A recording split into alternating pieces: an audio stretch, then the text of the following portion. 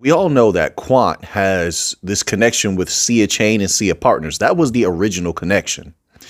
So, and we know that they have thousands of banks that Sia Chain and Sia Partners are connected to. Okay, but let's put that to the side. At some point, Sia Chain and Sia Partners merged with Nexi Group. Some of you know that as well. So my question was, okay, well, now that they've been working with Nexi Group for a while, everybody's been merged together, partnering together for what, like been about 2 years now? 2 years? How many banks is Nexi Group connected to? That's my first question. So then we go to nexigroup.com here, okay? Because I like to uncover facts about these particular things. And then the ideas just grow from there when you're doing research. And it says here, banks and financial institutions, digital payment solutions, Nexi Group, nexigroup.com. It says we help more than 1,000 partner banks and financial institutions across Europe to manage their customers' payment cards through modular and made to measure, offerings and such. OK, so 1,000, they have 1,000 partner banks. That's something to keep in mind when thinking about the potentiality of Quant into the future. All right. Quant is another bank coin. Look, all of the bank coins, none of them have been unleashed just yet. When there's across the board regulations and clarity, then they will be unleashed and we'll see what they're made of.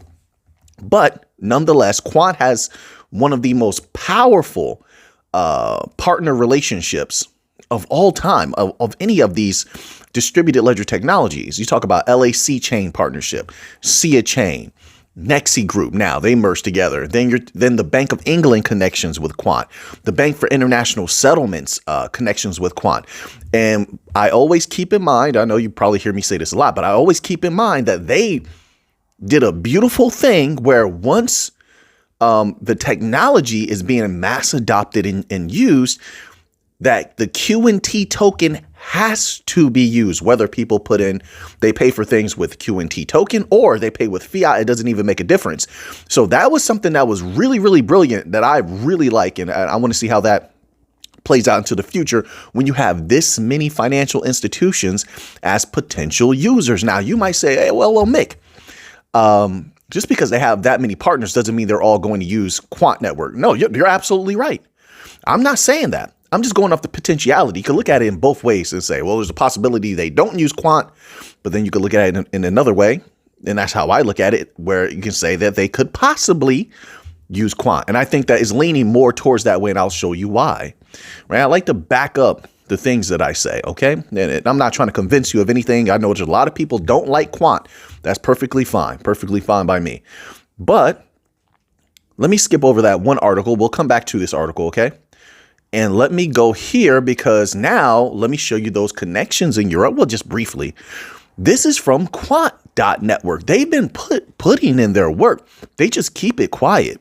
The work they've been putting in Europe and keeping it quiet is the same way that they've been putting in a lot of work in the MENA region. And at one time that was being reported on heavily. Quant as well as Hedera. Let me throw Hedera in there because when I think of infrastructures for the MENA region, like real solid infrastructures, financial rails that could be huge, in the future. I think Quant in the MENA region, and I think Quant, I think Ripple, and I think Hedera. All right. And I think Zenfin XDC has some stuff going on there as well. They're another company that keeps things very, very quiet. Although we read things early on about the happenings over there, and then it's just hard to find information on what has occurred since that time. You get what I'm saying? So that's why I mean what I mean when I say they keep it quiet. All right. But this is from Quant.network, and it says this. It says EBA Day 2023. Is Europe ready for CBDCs? Well, obviously they are.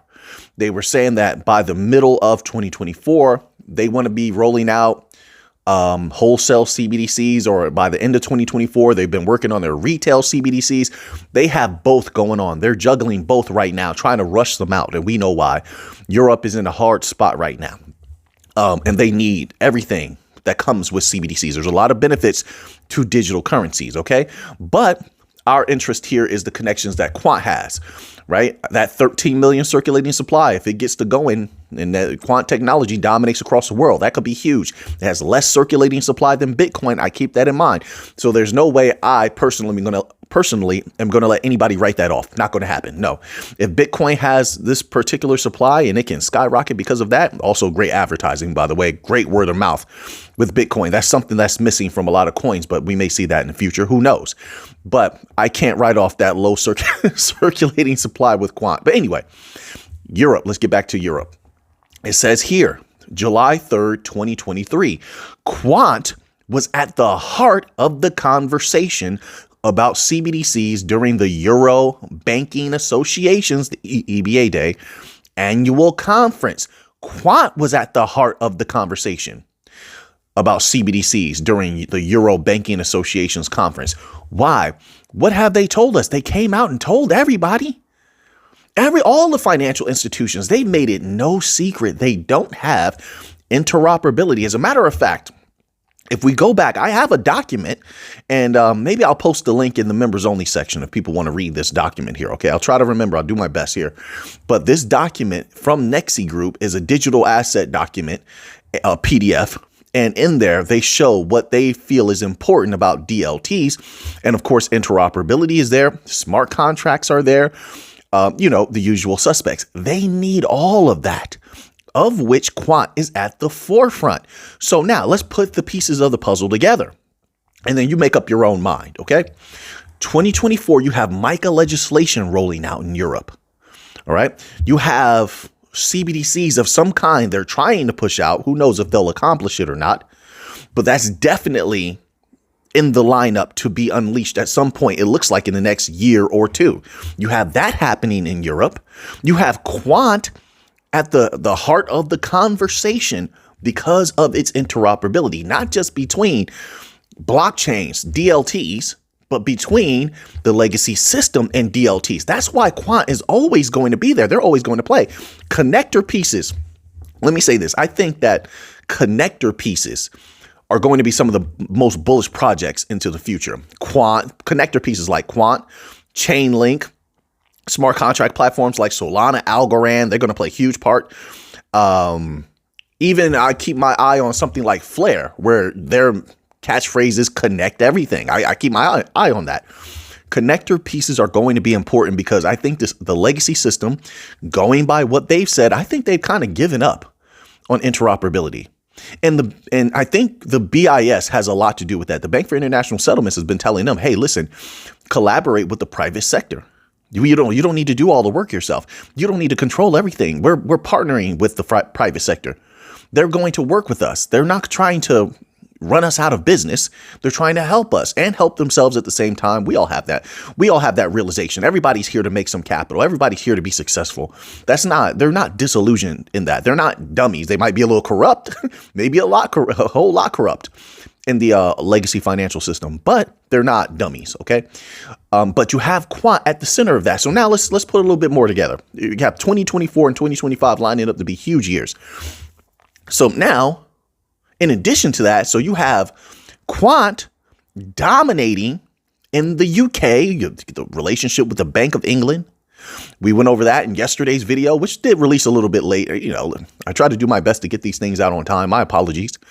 But if you didn't watch that video, the XLM XRP video, give that a watch. And then I did an earlier video on Quant, which I think that one was pretty good as well. We'll continue to build here. But anyway, you have that relationship with the Bank of England over there in the UK, which they made it clear that they make recommendations on technology. They are the regulator. That's what I wanted to get to.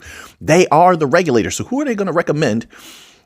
You think primarily if the company that they're working with for CBDCs, distributed ledger technologies, interoperability, the main company is Quant. I would think that they'd be at the forefront of their mind. So I established that in yesterday's Quant video. So let's put that there. That's number one. So they're dominating in the UK.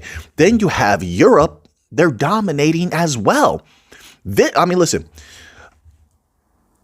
that is solid for a start. This is where they're starting. This is not where they end. And keep in mind, Quant is doing pretty good, in my humble opinion, we scraped up Quant at a very, very low price. Very low.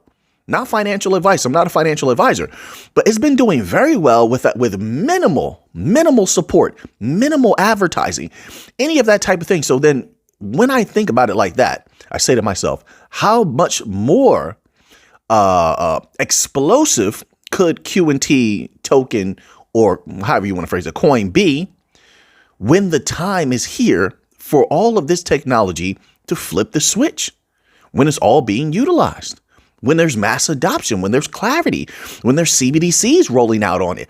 I mean, how much more explosive can it be? I think it could be very explosive. As a matter of fact, and just my humble opinion, you don't have to agree with me, I think Quant, in my humble opinion, is going to be one of the most explosive tokens of all time. And like I said, I could be wrong. I'm not one of those people that's here like I have all the answers. I'm always right. No. But I'm making a very calculated assessment of the work they've put in, the circulating supply that they have, which is most of it is already out there, the mechanisms that they just instituted. If they really go forward with staking of Quant, I think the institutions are the ones that are really going to show you what staking is all about, because they want to make money desperately, especially in the banking industry. But okay, so now I want to go here. All right. I had a document here. Oh, here it is. Okay, I almost lost it. But this is the document I was talking about from Nexi Group. This is from nexigroup.com. It's a PDF titled Nexi Digital Currency. Now, it's very interesting. If you go down to page 18, all right, it says this here. It says Nexi is Europe's pay tech company operating in high growth, attractive European markets and technologically advanced countries. Okay, if you say so. It says listed on Euronext Milan. Nexi has the scale, geographic reach. Okay, this is just Nexi promoting itself in that first little piece, but let's skip past that part. It says with its portfolio of innovative products, e-commerce expertise, and industry-specific solutions, Nexi provides flexible support for the digital economy and the entire. You got to pay close attention to the verbiage here. It'll bring a greater understanding, and then you'll know more about what you hold, and maybe it'll make you a little bit more excited. It says, and the entire payment ecosystem globally across a broad range of different payment channels and methods. Nexi's technological platform and the best-in-class professional skills in the sector enable the company to operate at its best in three market segments: merchant services and solutions, cards and payment and digital payments, and digital banking and corporate solutions, which digital banking is going to be huge. Right now, what you're seeing, some people may say, well, it's already pretty big, Mick. I do all my stuff on an app. That's e-money. That's electronic stuff. That's very different than digital stuff. That's very different than distributed ledger technology-based things, right? It says here, which DLT is going to take over. It's already taking over. It says Nexi constantly invests in technology and innovation, focusing on two fundamental principles. Meeting together, this is the important part I wanted to get to, folks, meeting together with its partner banks, customer needs, and creating new business opportunities for them. So this is what I wanted to show. And Nexi summed it up beautifully between what it does and what other supervisory/regulatory entities do. I've been saying this for a long time, and this is why a lot of the bank coins have been rubbing shoulders and shaking hands with a lot of these supervisory entities like the ECB, like Nexi, like what's the one that Hedera works with? What is it? FIS, because they influence their banking partners. They control to a great degree the technology that they're going to use. So when you see a company partner with a supervisory entity that sits over 1,000 banks, 1,500, 10,000, whatever it might be, I mean, there's a great possibility they're going to influence them to utilize the technology that they feel is safe and efficient. And here we're talking about Quant. Now, while that's not a guarantee, I say that's pretty good. There's a pretty good possibility here. Once again, they say they're focusing on two fundamental principles: meeting together with its partner banks. Why would they meet with them? Obviously, so they can come to an agreement on where things are going.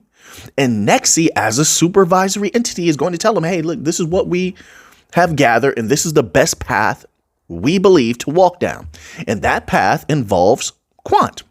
It says here, until I read differently, until you show me something different, some different data, some different information. As information changes, then our minds can also change. As information grows, then we also grow. So, but as of now, SIA Chain, SIA Partners, and Nexi Group are all one, and their partner for distributed ledger technologies and interoperability is Quant. All right, so let me just leave that there. So together with its partner banks, customer needs, and creating new business models, and there it is. They ended off powerfully. Opportunities for them. You see that? So they go out and they hunt, and they do the research, and they say, this is where we can make money. This is where we can do business a little bit better. Everyone's trying to grow. The companies are no different. So when they say opportunities for them, then you see the partnerships like with Quant. That means they feel that that was the best opportunity possible. That speaks volumes. Volumes. But hey, you make up your own mind, all right? But I thought that was pretty interesting there. So now let's move on here. Let's move on to a little bit of, by the way, if you enjoyed this video so far, we're a little bit late into the video. But if you enjoyed this video so far, please, you want more content like this, please click that like button. The more likes I see, the more I know to continue on with this type of content, okay? Also, if you haven't already, please join the family and click that subscribe button. Subscribe to the channel. I would greatly appreciate that. All right. I'm going to keep on putting the hard work in for you here and doing the absolute best that I can. That's all I can guarantee you. I'm going to do the best I can every single time you see me. So now, this article here is a little bit of Solana news. I want to keep that dynamic going, that Quant Solana dynamic. It says here, blockchain platform Solana has reported significant advancements in its developer ecosystem, showcasing significant growth and improved retention rates. They're satisfied. The builders on Solana are satisfied. And a lot of the big money, if you've been watching interviews, a lot of the big money are also satisfied. In my opinion, Solana is going to be explosive. I'm talking about really explosive into the future. And I'm becoming more and more of the opinion. I'm going to tell you directly. I'm going to tell you straight, shoot it straight to you. I think this next bull run is the last chance for a lot of people to make a boatload of money. There will be other bull runs, but just because the big companies, the big institutions are taking over, I think the manipulation is going to be too great in the future. I just do. I think this is the last explosive, life-changing bull run whenever it does occur, whenever it happens. I think this is the one, right? So with that being said, I think Solana in this next one will be a huge player. I could be wrong. Solana and Chainlink, I think, are going to be huge players. It says, according to a recent report by the Solana Foundation, the platform's developer community has witnessed notable progress in tooling, developer experience, content quality, and programming language diversity throughout 2023. Yeah, they were playing no games. They weren't playing around. They said, listen, they made it clear, both Solana, and I have to put Chainlink right there because it was almost like they were going back and forth. The people at Solana would come out in certain articles and interviews and say, hey, we want to be the best of the best. And then the people from Chainlink would come right out and they were not hiding it, that they want to be the best of the best. Even the leader of Chainlink said in an article, you could find it.